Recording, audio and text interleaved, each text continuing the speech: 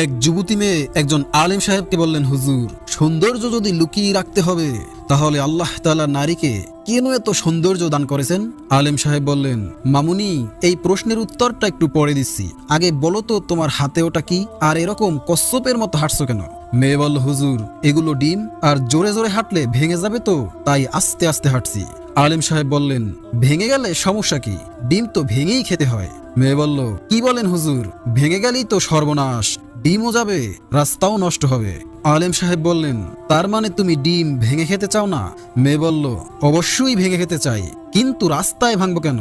আলেম সাহেব বললেন, দেখো মামুনি, সামান্য একটা ডিম ভাঙার জন্য একটা নির্দিষ্ট স্থান এবং নির্দিষ্ট পাত্র আছে, সেটা আমরা সকলেই জানি। অথচ সৃষ্টি জগতের শ্রেষ্ঠ জাতি নারীর সৌন্দর্য যেখানে সেখানে প্রদর্শন করবে, নির্দিষ্ট কোনো জায়গা বা পাত্র থাকবে না, এটা কি কোনো যুক্তিযুক্ত হলো?